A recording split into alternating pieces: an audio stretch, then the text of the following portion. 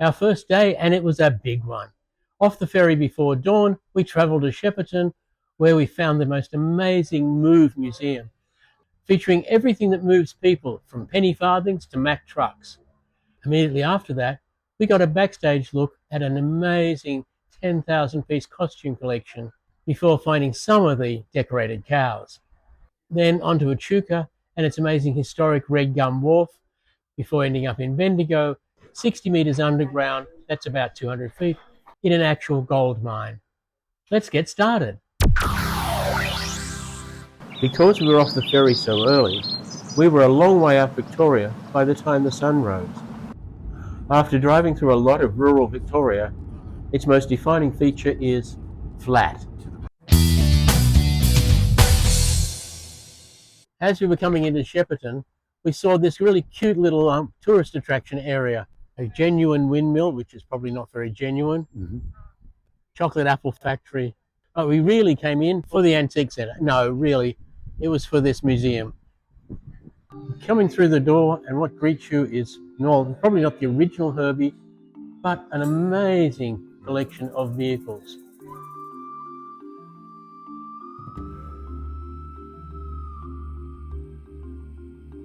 And a totally unexpected, a whole collection of vintage radios, phones, gramophones, and pretty much anything electronic from the T70s and earlier. What was completely unexpected in that collection is this, an original 3-turret black and white television studio camera from I don't know how long ago. Of course, we all know that red cars go faster.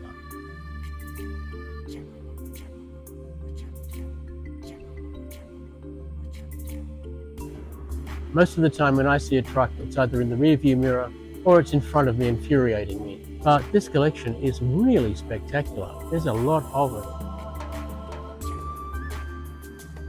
it. In case you didn't know, this is a Ford major tractor with a Malcolm Mooney cable locator.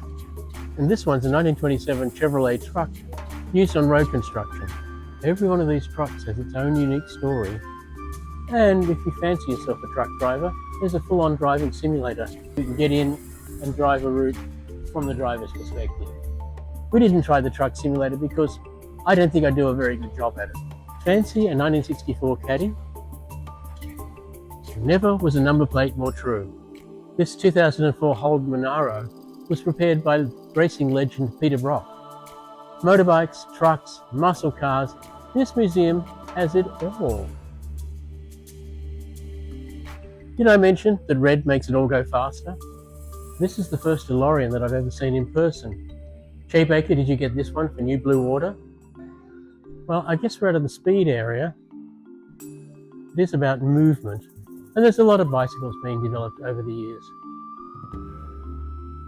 including this penny farthing where Greg's giving it a go. It's locked. For your own protection. Yeah, I think so.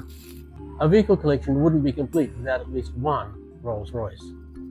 Now for the best part of the whole exhibition, according to the lady at reception. Well, it wasn't quite what I was expecting.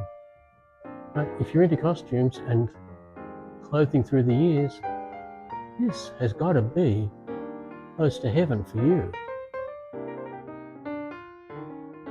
I'm told they change these plinths out every 3 weeks.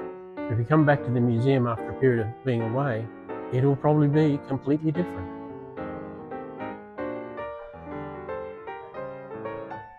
Let's go on a little backstage tour. Oh wow, there are 10,000 items in this collection. So everything is numbered. We have a record of every single item, whether or not it was donated, who donated it, when they donated it, the history of it as well. We're still sorting through all the magazines, books. Oh wow. These are all Lowell's, all the cabinets are Lowell's. And thousands of books on every topic you can imagine.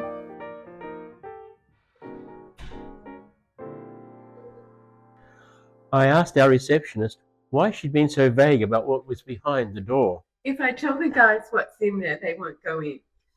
One of the things you'll find in Shepparton that you probably don't expect is the moving art museum.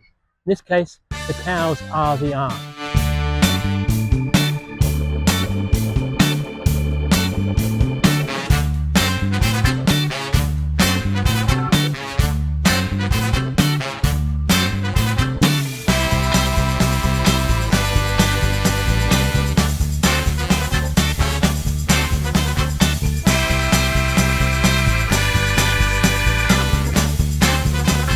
There's a bunch more, but I think you get the idea.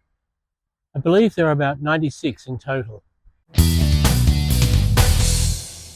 A little way up the road from Shepparton is Echuca, most famous because of its port, long past, but now a tourist attraction. The Echuca wharf was built in the 1860s out of locally milled red gum, which is an incredibly hard timber. It stayed in use, and for a long time it was the second busiest port in Victoria. The wharf has long since been abandoned, but there are still dozens of boats plying their trade along the river. It's hard to believe, but this structure is over 160 years old now. The timber is as if it were new. With the train line so close to the wharf, it's not at all surprising that Echuca was a major connection point between the river system and the rail system in Victoria. The area around the wharf is full of the usual tourist attractions, pubs, gift shops, steamer cruises, and so on. Definitely worth a visit if you're in the area. We've travelled to Ballarat, and I didn't expect it, but we're about to go underground in an actual gold mine. Well, not currently a gold mine, but one that extracted $130 million worth of gold over its entire life. Thank you very much. Okay, everyone, you're about to head to a hard rock quartz mine. What do you think? A good look for me?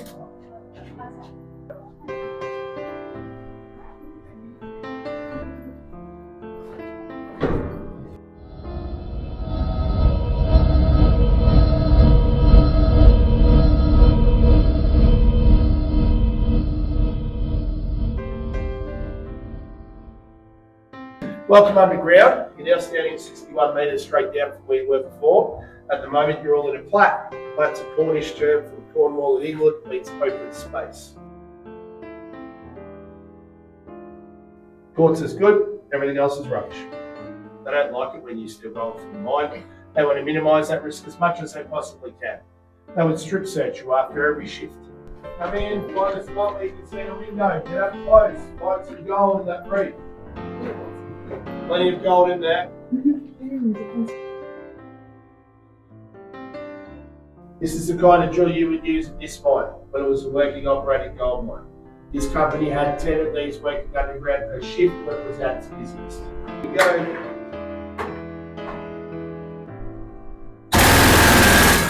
It really continued that loud, but the auto gain on the microphone kicked in. 3 patterns on the walls. Forget this one over here, it's not applicable to this mine, it's never used underground. I'll talk to you about those two. They're the two that they use to blow the rock out when you've been walking today. 2 miners are going to pick up a banjo shovel each, scrape it all up, throw it in the ore truck. Once we'd excavated enough rock, we were allowed to return to the surface in time for the end of shift. Over your leave. Thank you. Thank you. See you, sister.